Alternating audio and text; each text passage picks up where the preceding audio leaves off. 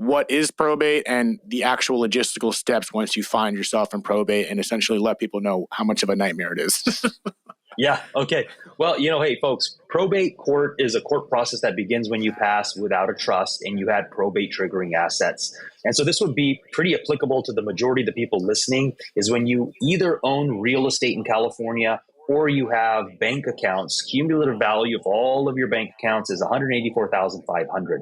And what this means is that you've passed without a trust or, a trust, and your estate ends up in this probate process, because what's happening here is it's not the bank's job or your title company's job for real estate to figure out who your, as the decedent, your beneficiaries are. It's not their job. Their job is to protect the title of the home. Their job is to protect your bank accounts, your financial assets that they're holding there. So their job's not to verify a will. Their job's not to verify a death certificate or a birth certificate or who you may have owed money to. That's not the bank or the title company's job. That's the court's job if you pass without a trust. So now if any loved ones that survive you are trying to go to these financial institutions or a title company to take action on your bank accounts or your real estate, these institutions are going to tell them, look, we can't do anything for you. We're super sorry, but you're going to have to go to court and get the court's permission. Now someone has to file that probate process. Now, if you're lucky enough to have beat maybe the decedent's creditors in filing the probate, you're first in line, right? Whereas there's certain situations where there are creditors for decedents who are knowledgeable of someone's passing, and they're the first to file that probate. Now they're in control of that whole probate. You're usually going to be the first ones to get paid, and that you always want to be the first out the gate if there is a probate process. So now we've got probate. Someone needs to file that initial filing. So there's an initial filing that's made, and then you're going to get your first hearing.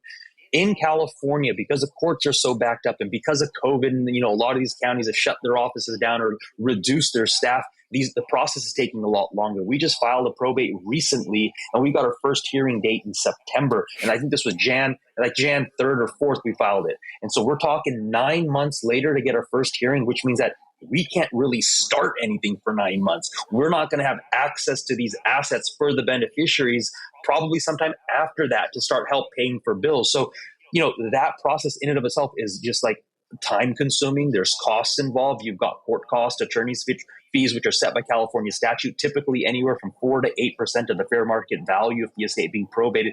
These are kind of the bad things, right? Then you have creditors of the decedents who will interject themselves into the probate proceeding to put themselves in line to get paid as well in the back end. So now there's a further reduced estate that goes to the beneficiaries. Then, during this probate process, you have all these things that go on. There's accountings that happen.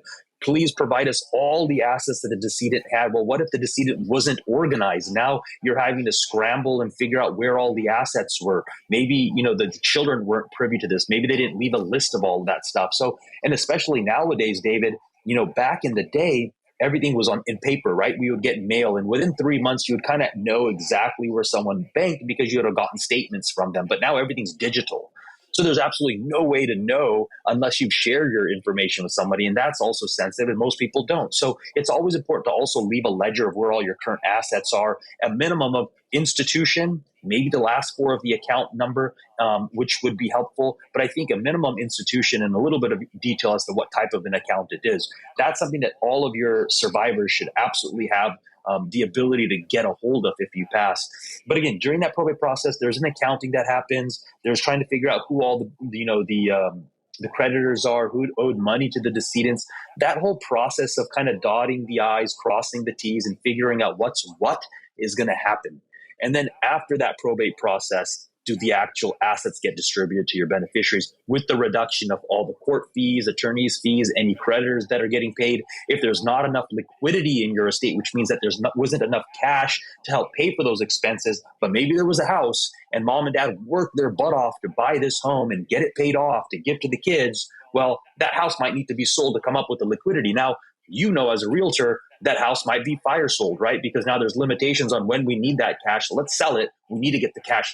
When you sell it, there's going to be some taxation issues that you'll have to deal with. But again, that asset that mom and dad had in their mind is to leave as a gift to their kids that they worked so hard for is now needing to be sold. And sometimes there's emotional attachment there as well. So you as parents are kind of messing with your kids and their emotions when you've passed through that probate process. You're doing a disservice. Yeah, it seems like a really rough process, especially within all that. There's the family dynamic. Obviously, if you have siblings involved, I've seen people that just have a difficult relationship in general, and so then you have combative personalities and emotions and intentions behind the whole grieving 100%. process that makes any financial decision, let alone during the grief process, more challenging.